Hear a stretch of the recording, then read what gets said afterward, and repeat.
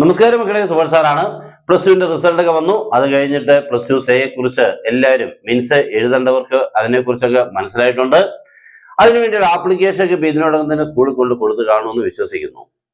ഇനി ഇത് കഴിഞ്ഞിട്ട് നമുക്ക് ഇനി അടുത്ത മാസം ജൂൺ 23-ന് തുടങ്ങുന്ന എക്സാമിനെ കുറിച്ചാണ് നമ്മളുടെ ഉദ്ദേശം. അതിന് നമ്മൾ ഉറപ്പായിട്ടും നന്നായിട്ട് പഠിക്കുക എന്നുള്ളതാണ്.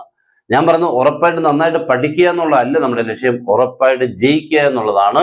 നിങ്ങൾക്ക് വേണ്ട മാർഗം അവരവർക്കറിയാം. ചിലർക്ക് ഇപ്പോൾ മാർക്ക് കൂടുതൽ വേണ്ടവരുണ്ട്, ചിലർക്ക് ജയിച്ചാൽ മതി. അതിനനുസരിച്ച് പഠിത്തത്തിനെ ക്രമീകരിക്കണം. അല്ലാതെ എങ്ങനെയെങ്കിലും ഇനിയും പഠിക്കാൻ പോയി കഴിഞ്ഞാൽ കുത്തഴിഞ്ഞ രീതിക്കുള്ള ഒരു പഠിത്തമാണെങ്കിൽ പിന്നെയും റിസൾട്ട് ഇതൊക്കെ തന്നെ ആയിരിക്കും. കാരണം നമ്മൾ കഴിഞ്ഞ വർഷങ്ങളിലേക്ക് നിങ്ങൾ നോക്കിയാൽ മതി, സേ എഴുതിയിട്ട് ശേഷം എത്ര കുട്ടികൾ ഇതിൻ്റെ അകത്തുനിന്ന് പാസ്സായി എന്നുള്ളത് നോക്കുമ്പോൾ മനസ്സിലാവും പിന്നെ ഇത്രയും കുട്ടികളൊക്കെ ഫെയിൽ ആവുന്നുണ്ടോ. അപ്പോൾ അവരാ ചിന്തിച്ചതും ചെയ്തതിലൊക്കെയുള്ള കുഴപ്പങ്ങൾ പിന്നെയും അതേപടി തന്നെയായി. അതുകൊണ്ട് തന്നെയാണ് പിന്നെയും ഫെയിൽ ആയിക്കൊണ്ടിരിക്കുന്നത്. അപ്പൊ ഇതിന് മാറ്റം വരുത്തണമെങ്കിൽ നിങ്ങളുടെ പഠിത്തത്തിലും പഴയതിലും മാറ്റം വരുത്തിയെങ്കിൽ മാത്രമേ നിങ്ങളുടെ റിസൾട്ടിൽ മാറ്റം ഉണ്ടാവുള്ളൂ.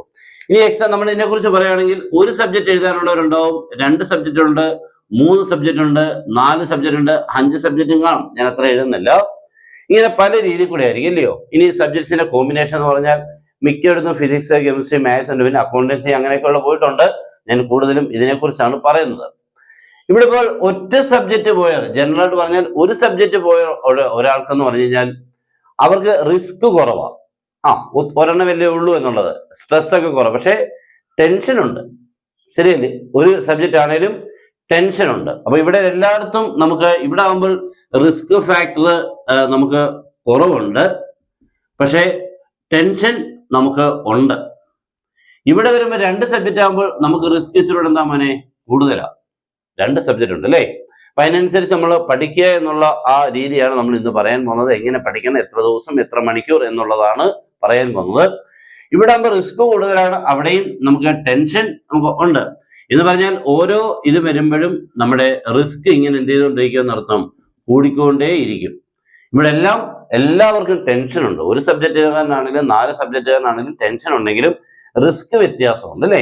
ഓരോ തരത്തിലുള്ള റിസ്കിന് വ്യത്യാസമുണ്ട്.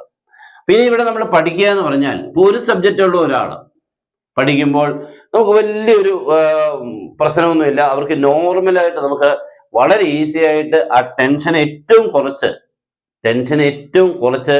പഠിച്ച് ജയിക്കാൻ പറ്റും. സിസ്റ്റമാറ്റിക് ആയിരിക്കണം എന്ന് പറഞ്ഞാൽ ഒരു പ്ലാനിങ്ങോടുകൂടി വേണം. ഏത് കാര്യം വിജയിക്കണമെങ്കിൽ ഒരു പ്ലാൻ വേണം. സമയം ഉണ്ടെങ്കിൽ അത് ഉറപ്പായിട്ടും പ്ലാൻ ചെയ്തുകൊണ്ടേ പോകുള്ളൂ. പിന്നെ ചില കാര്യങ്ങൾ പ്ലാൻ ചെയ്യാൻ സമയമൊന്നും കിട്ടിയില്ല എന്ന് വരും. പക്ഷെ ഇവിടെ അതല്ലല്ലോ, സമയമൊക്കെ ഉണ്ട്. ആ സമയം നിങ്ങൾ ഉപയോഗിച്ചുകൊണ്ട് വേണം നിങ്ങൾ പഠിക്കാൻ. ഇവിടെ ആകുമ്പോൾ നിങ്ങളൊരു ഡെയിലി നിങ്ങൾക്ക് ഏത് സബ്ജക്റ്റ് ആണോ കുറഞ്ഞതാണ് ഞാൻ ഈ പറയുന്നത് 1 hour പഠിച്ചിരിക്കണം. കുറഞ്ഞത് 1 hour നിങ്ങൾക്ക് പഠിച്ചിരിക്കണം. അത് കഴിഞ്ഞിട്ടൊരു 40 മിനിറ്റ്സോളം നിങ്ങൾ എഴുതി പഠിക്കണം. ഈ പഠിച്ച കാര്യം എഴുതണം. ഈ എഴുത്ത് ആരൊക്കെ കുറയ്ക്കുന്നോ പിന്നെയും റിസൾട്ട് പഴയ പോലെ ആവും. റിസൾട്ട് പഴയ പോലെ ആവാതിരിക്കണമെങ്കിൽ നിങ്ങൾക്ക് ഏറ്റവും ബുദ്ധിമുട്ടുള്ള എഴുത്ത് ഉറപ്പായിട്ട് നടത്തണം. എഴുതുക എന്ന് പറഞ്ഞാൽ ഇച്ചിരി ബുദ്ധിമുട്ടാണ്. പക്ഷെ എക്സാമിന് എഴുതാതെ പോയി പറയാൻ പറ്റുമോ? ഇല്ലല്ലോ, എഴുതിയല്ലേ പറ്റുള്ളൂ. അപ്പൊ അത് തന്നെ പ്രാക്ടീസ് ചെയ്യണം. എന്താണോ എക്സാം അത് തന്നെ പ്രാക്ടീസ് ചെയ്യണം. ഓക്കെ, അല്ലാതെ അത് ഞാൻ അന്ന് പോയി എഴുതിക്കോളാം, ഒന്നും നടക്കത്തില്ല. അതുകൊണ്ട് അങ്ങനെ ഒന്നും ചിന്തിക്കല്ലേ. പിന്നെ നമ്മുടെ ക്ലാസ് ഉണ്ട്, ജോയിൻ ചെയ്യാം. അടിപൊളിയായിട്ടുള്ള ക്ലാസ് നിങ്ങളെ ഉറപ്പിച്ച് ജയിപ്പിക്കുക എന്നുള്ള ഉദ്ദേശത്തോടു കൂടിയുള്ള ക്ലാസ് ആണ്. മാത്സ്, ഫിസിക്സ്, കെമിസ്ട്രി അങ്ങനെയുള്ള എല്ലാ സബ്ജക്റ്റും നമ്മുടെ കയ്യിലുണ്ട്. ജോയിൻ ചെയ്യാൻ താഴെ തന്നുള്ള നമ്പർ നിങ്ങൾക്ക് കോൺടാക്ട് ചെയ്യാം. ഉറപ്പായിട്ടും ഏറ്റവും മാർക്ക് കൂടുതലെന്ന രീതിയിൽ കൂടി ആയിരിക്കും ക്ലാസ്സുകൾ തരുന്നത്. അപ്പോൾ രണ്ടാമത്തെ, അപ്പൊ ഇതാണ് നമ്മുടെ ഒറ്റ സബ്ജക്റ്റുകാരന് ഏറ്റവും കുറച്ചുള്ള ഒരു കുഴപ്പം. ഇനി ഇതൊക്കെ നിങ്ങൾക്ക് വേണമെങ്കിൽ കൂട്ടാം. ഇതൊക്കെ ഏറ്റവും ബേസ് ലെവൽ മീൻസ് ഏറ്റവും കുറഞ്ഞ ഇത്രയെങ്കിലും ചെയ്തിരിക്കണം. ഇനി 2 സബ്ജക്റ്റ് ഉള്ള ഒരാളാണെങ്കിൽ മിനിമം 2 മണിക്കൂർ നിങ്ങൾ വർക്ക് ചെയ്തിരിക്കണം. മീൻസ് പഠിക്കാൻ വേണ്ടി 2 മണിക്കൂർ. ഇനി അതിൻ്റെ അകത്ത് സബ്ജക്ട്സ് മാത്സ് ഉണ്ടെങ്കിൽ ഇത്തിരിയുടെ കൂടുതൽ പഠിക്കാനെടുക്കാം. എഴുത്ത് കൂട്ടിയെങ്കിലേ മാത്സ് പ്രയോജനപ്പെടുള്ളൂ. അതൊരു കാര്യം ശ്രദ്ധിച്ചോണം.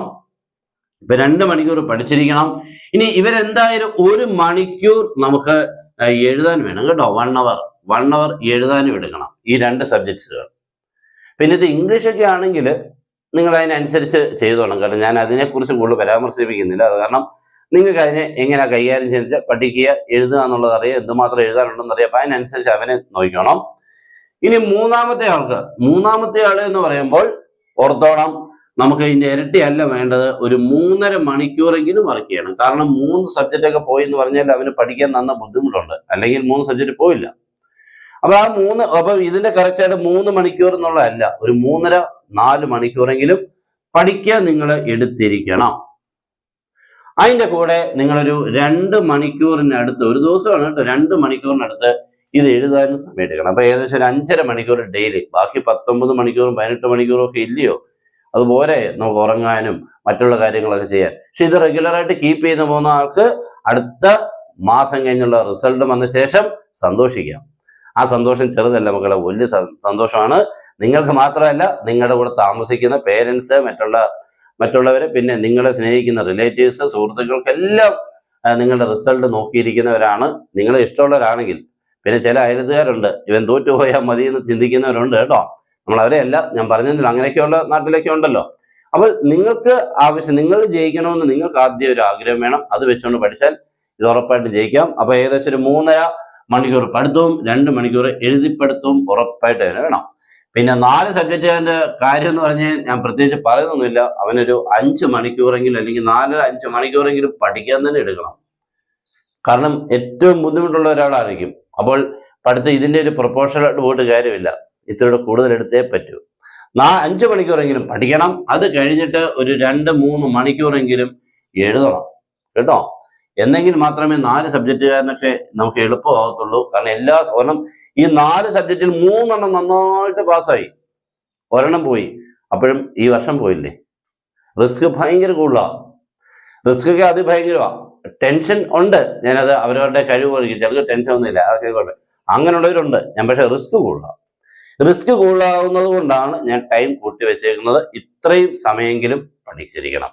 ഈ ഓർഡറിൽ പോയി കഴിഞ്ഞാൽ ഉറപ്പായിട്ട് നിങ്ങൾക്ക് ജയിക്കാൻ പറ്റും, നല്ല മാർക്ക് വാങ്ങാൻ പറ്റും. ഇനി മാർക്ക് കൂട്ടി വാങ്ങുക എന്ന് പറഞ്ഞത് ഡിപ്പെൻഡ്സ് അപ്പോൺ യുവർ മെറ്റീരിയൽസ്. നിങ്ങൾ പഠിക്കാൻ എടുക്കുന്ന മെറ്റീരിയലിനെ ബേസ് ചെയ്താണ് മാർക്ക് കൂടുതൽ കിട്ടുന്നത്. അല്ലാതെ ഞാനും 2 മണിക്കൂർ പഠിച്ചു, നീയും 2 മണിക്കൂർ പഠിച്ചു, പക്ഷെ എനിക്ക് കിട്ടിയത് 60-ൽ 40, നിനക്ക് കിട്ടിയത് 60-ൽ 20. ആ വ്യത്യാസം എന്തുകൊണ്ടോ?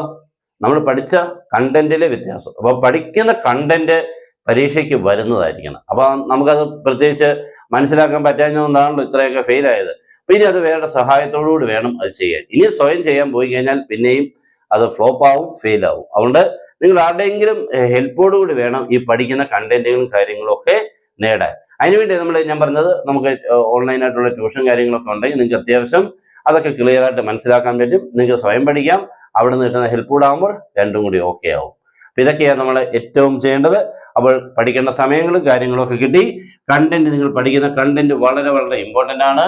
എന്ന് പറഞ്ഞാൽ എക്സാമിന് വേണ്ടിയാണ് ഈ പഠിക്കുന്ന ഓരോ മിനിറ്റും നിങ്ങൾ പഠിച്ചു തീർക്കുന്നത്. അല്ലാതെ വേസ്റ്റ് ആവരുത്. വേസ്റ്റ് ആയി കഴിഞ്ഞാൽ നമ്മുടെ ടൈം പോയി, തലയിലെ സ്പേസും പോകും. അതുകൊണ്ട് പഠിക്കുന്ന ഓരോ കാര്യങ്ങളും എക്സാമിനാണെന്ന് ഉറപ്പിക്കണം. ഇനി പഠിക്കുന്ന ഓരോ കാര്യവും മറക്കാതിരിക്കാൻ വേണ്ടി ശ്രമിക്കണം. അതൊക്കെ അവരവരാണ്. ഞാൻ എന്ത് ചെയ്യണം പഠിച്ചതൊക്കെ മറക്കാതിരിക്കാൻ എന്നുള്ളത് എഴുതി. കൂടുതൽ പഠിക്കണമെങ്കിൽ കൂടുതൽ പഠിക്കണം. എന്തായാലും ജയിക്കുക എന്നുള്ളത് പരമലക്ഷ്യം. അതാണ് നമ്മുടെ അൾട്ടിമേറ്റ് ഗോൾ. അത് നേടിയിരിക്കണം. ഓക്കെ.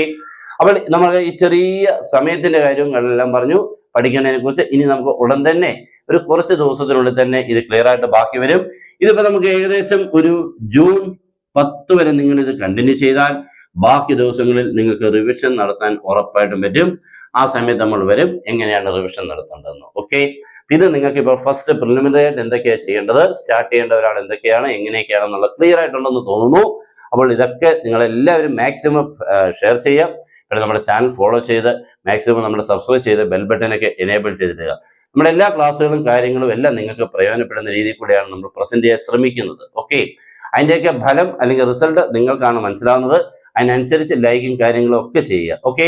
എല്ലാവരും കമന്റ് ബോക്സിൽ നിങ്ങൾക്ക് എന്തെങ്കിലും അഭിപ്രായങ്ങളുണ്ടെങ്കിൽ അതും പോസ്റ്റ് ചെയ്യുക. ഞാൻ മാക്സിമം വായിച്ചിട്ട് അതിനുള്ള സൊല്യൂഷനും ഒക്കെ മാക്സിമം പറഞ്ഞുതരാം. അപ്പൊ എല്ലാവരും നന്നായിട്ട് പഠിക്കുക, നന്നായിട്ട് പഠിക്കുക. Okay. Best wishes. Good bye.